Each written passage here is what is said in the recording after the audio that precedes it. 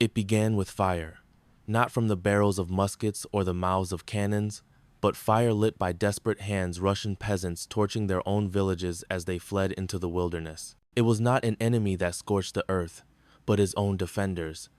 Behind them, the largest army Europe had ever seen advanced like a storm. Napoleon Bonaparte, Emperor of the French, had come to Russia not merely to conquer, but to impose his will on history itself. But what happens when history refuses to cooperate? In the summer of 1812, Napoleon crossed the Niemen River with over 600,000 men. Less than half would return. What was supposed to be a 5-week campaign turned into a frozen nightmare war of attrition that broke empires and men alike. Why did Napoleon invade Russia? What blinded him to the disaster unfolding in slow motion? And how did this single campaign become the beginning of the end for the man who once ruled most of Europe? The war did not begin with cannon fire. It began with a betrayal of alliances and the slow unraveling of trust. In 1807, following the Battle of Friedland, Napoleon met with Tsar Alexander I on a raft anchored in the middle of the Niemen River. The two emperors, young, powerful, and proud, clasped hands and agreed to peace. They divided Europe between them in secret, and the Treaty of Tilsit was signed. But the alliance was uneasy from the start. Russia resented Napoleon's resurrection of a Polish state in the form of the Duchy of Warsaw territory carved from the Russian sphere of influence. The Tsar bristled at Napoleon's overreach, not just in Poland, but across the continent. And when the French emperor proposed marriage to Alexander's sister, Grand Duchess Anna Pavlovna, the Romanovs balked. Within months, Napoleon took an Austrian bride instead, an insult not easily forgotten in St. Petersburg. But the final fracture came over economics. Napoleon's continental system of vast embargo against British trade was bleeding the Russian economy. Grain exports dried up, ports stagnated. By 1810, Alexander had had enough. He opened his ports to British ships again, quietly but defiantly. For Napoleon, this was heresy, a challenge not just to his policies but to his supremacy. And so he began to gather an army, the likes of which Europe had never seen. By the summer of 1812, the Grande Armée had reached a staggering size. Over 600,000 men from across the continent, French, Polish, German, Italian, Dutch, Swiss, 7 reluctant contingents from Prussia and Austria, both recently humbled in war. Many of these men had never marched under Napoleon before. Many did not speak French, and few understood the scale of the challenge ahead. Opposing them was the Russian army, smaller, poorly coordinated, but fighting on home soil. It was led at first by General Barclay de Tolly, a cautious strategist of Baltic German descent. He favored withdrawal over engagement, trading space for time. His plan: lure Napoleon deeper into Russia, stretch his supply lines, and let the land and weather do their work. Napoleon, for his part, believed he could destroy the Russian army in a few weeks. He called it a second Poland, a reference to his lightning-fast victories in 1807. He would strike fast, win a decisive battle, and dictate peace from Moscow. He had no idea what lay ahead. He marched with 500,000 men and returned with a ghost army. The most powerful man in Europe, whose name once evoked awe across continents, ended up watching his empire crumble not through battle, but through ice, silence, and starvation. How does the most brilliant general of his array, perhaps of any era, lose everything without suffering a decisive defeat? And why, over 200 years later, does the shadow of 1812 still haunt every would-be conqueror of Russia? This is not just a story of war. It is a story of ambition that outran its own supply lines, of loyalty that froze in the snow, of a grand gamble where fate, climate, and chaos made Napoleon realize that not even he could bend the Russian wilderness to his will. Let us return to the greatest military disaster of the Napoleonic age: the invasion of Russia, Napoleon's fatal march. To understand 1812, we must rewind to the aftermath of Tilsit. It is the summer of 1807. Napoleon Bonaparte, triumphant after defeating the Russians at Friedland, meets Emperor Alexander I on a raft moored on the Niemen River. The Treaty of Tilsit emerges not just a political pact, but a curious friendship between two men at the peak of their power. Napoleon thinks he has secured Russia as an ally, but alliances forged in flattery and conquest rarely last. Soon after, the cracks begin to form. Napoleon creates the Duchy of Warsaw, reawakening Polish nationalism, a direct threat to Russia's territorial security. He then marries Marie-Louise of Austria, snubbing Alexander's offer of his sister's hand, and in a final insult, he annexes the Duchy of Oldenburg, whose ruler is related to the Romanovs. But the deepest wound is economic. The continental system, Napoleon's grand strategy to choke Britain through a Europe-wide trade embargo, is strangling Russia's economy instead. By 1810, Alexander is quietly flouting the system, allowing British goods through his ports, dealing directly with his supposed enemy. For Napoleon, this is treason. For Alexander, it's survival. By 1811, the gloves are off.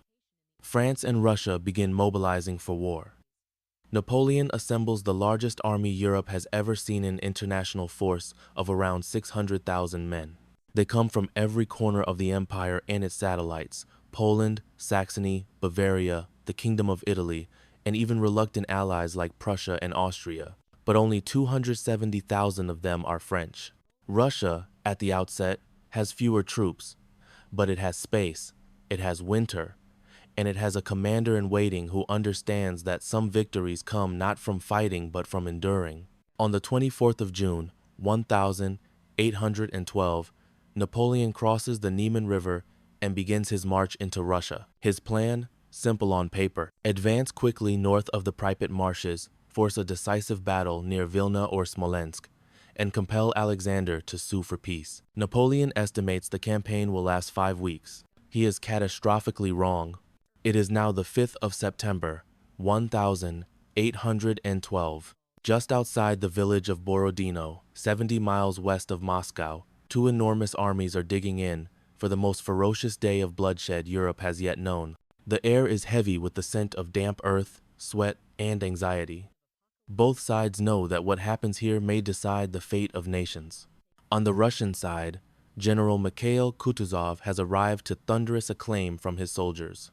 Old, rotund, and visibly marked by years of war, Kutuzov may not be a tactical genius, but he understands the heart of his men. He walks among the ranks without pomp, muttering orthodox prayers and gripping the hands of veterans who'd followed him in battles long past. Unlike Barclay de Tolly, whom many saw as an aloof, German-speaking outsider, Kutuzov is regarded as one of their own, a defender of Holy Russia. He knows that time and terrain are the only allies Russia can truly count on. Napoleon's advance has cost him dearly, in men, horses, and morale. But here at Borodino, Kutuzov will offer battle not because he expects to win, but because retreating again might fracture what remains of Russian national unity. The Russian position is formidable. The army has constructed a line of redoubts and earthen fortifications, with the central one, the Great Redoubt, bristling with over 30 heavy cannons. To the south, a series of fletches, open-backed, arrowhead-shaped earthworks protect the left flank, and to the north, the Kolocha River and nearby woods shield their right. Across the field, Napoleon's Grande Armée is now a mere shadow of what it was 3 months earlier. Of the 600,000 men who crossed into Russia, barely 130,000 remain in the Central Field Army, but these are still veteran troops. The hardened core of the empire, and Napoleon is confident. He believes one smashing victory, a modern-day Austerlitz, will bring Tsar Alexander to the negotiating table. But there's hesitation in the air. Napoleon has been sick for days, either from dysentery or a possible recurrence of bladder or kidney issues. He is unusually indecisive, shrouded in maps and muttering strategies late into the night. Marshal Davout urges an aggressive flanking maneuver, suggesting that if the French march north through the woods and then pivot, they can roll up the entire Russian line. But Napoleon refuses. He fears a counterattack on his own right and center, and he wants a quick, direct victory, one that crushes the Russian heart in full view of Moscow. So instead, he prepares for a frontal assault. At dawn, on the 7th of September, 1812, the Battle of Borodino begins. It is a still, misty morning. The French open with an enormous artillery barrage. Over 200 guns thunder across the field, pounding the Russian positions. The sky flashes with fire and the very earth trembles underfoot. By some accounts, more than 60,000 cannonballs will be fired that day, many of them turning men to fragments or ripping through massed formations like scythes through grain. Then the French infantry surge forward, aiming first for the flèches on the Russian left. It is a scene of apocalyptic violence. The same positions are taken, lost, and retaken several times. Bodies pile up in ditches. Men bayonet each other in mud slicked with blood. Davout, leading the assault, is thrown from his horse and concussed. Ney, ever the bravest of the brave, leads charge after charge with reckless fury, but still the Russians hold. The Russians fight like lions. Kutuzov's men may be poorly equipped and inconsistently trained, but they fight with a desperate fury that no doctrine can teach. Young conscripts chant prayers between volleys. Old grenadiers weep as their comrades fall. The great redoubt, commanded by General Raevsky, becomes the centerpiece of the slaughter. French troops under Marshal Ney and Murat, brilliant in his gold-trimmed cavalry uniform, throw everything they have at it. Finally, late in the afternoon, the redoubt falls. Its defenders are either dead or in full retreat. Napoleon now has a hole in the Russian line, and victory seems within reach. And yet he hesitates. All day long, the Imperial Guard, Napoleon's elite reserve, has been held back. His marshals beg him to deploy them now, to break through and complete the destruction. But he refuses. Why? To this day, historians argue the point. Was it fear of losing the Guard, the last intact symbol of imperial prestige? Was it illness? Or did Napoleon, for the first time in his life, begin to doubt his own judgment? Whatever the reason, the final blow is never delivered. As dusk falls, both sides are too exhausted to continue. The battlefield is a scene from hell. Mangled bodies, shattered trees, and the moans of the dying fill the night. Over 70,000 men are dead or wounded, the bloodiest single day in the Napoleonic Wars. And yet, no one can truly claim victory. The next morning, Napoleon wakes to a field of silence. The Russians have withdrawn in good order. Moscow lies undefended, and still, Alexander refuses to negotiate. Borodino, though hailed as a victory in French dispatches, has not broken the Russian spirit. Instead, it has galvanized it. And Napoleon is about to discover that occupying Moscow is no substitute for defeating Russia. It should have been the moment of triumph, the climax of his Russian campaign. The road to the city was lined with destruction, and the gates of Moscow stood open, undefended.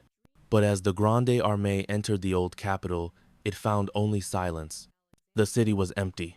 Not entirely, a few thousand desperate souls remained behind, including convicts released from the prisons and arsonists hiding in shadows. But the nobility, the bureaucracy, and the army had gone. Even Governor Rostopchin, the man responsible for the city's defense, had vanished after ordering the police, firemen, and municipal leadership to abandon their posts. He had one final message nailed to the door of his estate. "I have set my house on fire and departed." At first, Napoleon didn't understand. He expected emissaries, white flags, a formal surrender, but none came. The streets of Moscow echoed with the sound of boots and hooves. His officers established their headquarters in the Kremlin, and he moved into the city with a mix of curiosity and unease. Then, on the night of the 15th of September, the fires began. From several districts simultaneously flames erupted, rising quickly into the dark sky. At first, the French believed it was accidental. The wind was strong, and the city's wooden buildings were highly flammable. But it soon became clear this was no accident. Moscow was being burned from within. Arsonists, many of them embedded within the local population or the criminal element released from jail, had set fire to key parts of the city on orders from Russian officials. When French troops tried to fight the flames, they found water supplies cut and fire engines missing. As the fires raged, gunpowder stores exploded, churches crumbled, and entire neighborhoods vanished in smoke. Napoleon watched from the walls of the Kremlin as flames engulfed the city. According to some accounts, he stood motionless, face pale with disbelief. Others say he muttered bitterly, "What a people, what a people." They would set fire to their own capital. Eventually, even the Kremlin itself was in danger, and Napoleon was forced to evacuate. His dream of occupying Moscow, of using it as leverage to force Alexander to the negotiating table, was turning into a nightmare. The next 35 days became a purgatory of indecision. Napoleon waited. He sent letters to Alexander. He issued proclamations. He offered generous peace terms. But silence was the only reply. Alexander would not negotiate. His resolve, bolstered by the loss at Borodino and the burning of Moscow, had hardened into defiance. If Napoleon wanted peace, he would have to leave. And if he didn't, Russia would break him. Meanwhile, conditions in Moscow deteriorated rapidly. There was little food. Foraging parties were attacked by partisans. The horses, what remained of them, were dying daily. Disease was spreading through the army. And the Russian winter was approaching fast. In mid-October, Napoleon finally made his decision. He would leave Moscow, but it was already too late. The Russian army, under Kutuzov, shadowed the French retreat from the south, blocking their access to the southern route rich in supplies. Napoleon would be forced to retrace his path through the smoldering ruins of towns he'd already devastated, through the same roads now stripped bare of forage, haunted by bands of partisans and the invisible approach of winter. The retreat from Moscow had begun. It would become the most infamous retreat in the history of modern warfare. The weather turned cold almost immediately. Snow fell in late October. Temperatures dropped below freezing. Then, lower still. By November, it was 30 degrees below zero. The breath froze in soldiers' lungs. Fingers blackened with frostbite, and horses collapsed in the snow. Napoleon's Grande Armée was disintegrating. The roads were littered with corpses, not only of soldiers, but of the thousands of camp followers, civilians, and wounded men dragged along in the retreat. Cannon were abandoned, wagons broken. Clothing became thin and tattered. The hungry gnawed on pine bark or leather. Some turned to cannibalism. And always, just behind them, like a silent predator, came Kutuzov. The Russian general did not pursue recklessly. He allowed the frost and starvation to do his work. Occasionally, he struck as at Vyazma and Krasny, but always with an eye toward bleeding the French further, not risking his own fragile supply lines. Then came the crossing of the Berezina River, the final crucible. In late November, Napoleon reached the river, only to find it partially frozen and the Russians closing in from both flanks. He ordered pontoon bridges constructed under fire, and, in a desperate act of courage and chaos, thousands of men began to cross. Cavalry charged through icy waters. Artillery became jammed in the mud. The river was clogged with bodies. In one account, the engineers, the Dutch-trained soldiers responsible for building the bridges, refused to abandon their posts and were drowned when the pontoons collapsed under a stampede of men. Still, Napoleon escaped, but only just. On the 5th of December, 1812, having reached the relative safety of Smorgon, Napoleon turned command over to Marshal Murat and left for Paris in secret, racing by sleigh through Poland and Germany to secure his empire, which was already beginning to unravel. He had marched into Russia with over 600,000 men. Fewer than 100,000 would ever see France again. Of those, fewer than 30,000 were still fit for combat. It was an annihilation without parallel. A logistical, strategic, and humanitarian catastrophe of staggering proportions. And it shattered the myth of Napoleonic invincibility. The retreat from Russia was more than a military disaster. It was a psychological turning point, not only for Napoleon, but for all of Europe. The Grande Armée had once seemed unstoppable. Its banners had fluttered from Lisbon to Warsaw, and its emperor had crowned himself Caesar of a modern Roman Empire. But in the snowbound forests of Russia, that illusion was destroyed not by a grand battle, but by hunger, ice, and fire. In the months that followed, Europe took notice. In Berlin, Vienna, and London, leaders began to sense opportunity. The spell had been broken. The tide, long held back by French discipline and innovation, was beginning to turn. The great lion of Austerlitz and Jena now looked wounded, and predators were gathering. But none moved faster than Prussia. For years, Prussia had nursed its humiliation in silence. Napoleon had gambled everything on the road to Moscow and lost more than just men and horses. He lost the aura of invincibility that had kept half of Europe trembling. The Russian campaign left him with no peace, no victory, and no army worthy of the name. What returned to France was not the Grande Armée, it was its ghost. Out of the snow and ash of 1812 rose something far larger than defeat. It was the realization, across the continent, that the French emperor could be resisted and defeated. In Prussia, in Austria, in Spain, the fires of resistance that had smoldered for years now erupted into flame. Alliances reformed, armies mobilized, and the coalition that would one day take Paris began to take shape. Napoleon had marched east to crush a threat, but instead he awakened one. What followed was not rest, but pursuit a long, grinding fall from glory. And though he would raise more armies, fight more battles, and win again, the man who emerged from Russia was not the same. Something had cracked. The emperor who had once dictated terms from Vienna and Berlin was now on the defensive, hunted, doubted, and eventually betrayed. But in that winter wilderness, where corpses froze, where they fell, and entire divisions vanished beneath white silence, history left a haunting question, not of why Napoleon lost, but of how close he had come to remaking the world. Because had Moscow answered his gamble differently, had winter come late, had the Russians broken instead of endured, would Europe have belonged to him? We'll never know. But in the snows of 1812, one empire reached too far and began to fall. This is Legacy Files. If you value the untold chapters of history, consider subscribing and share the story, because the past doesn't sleep.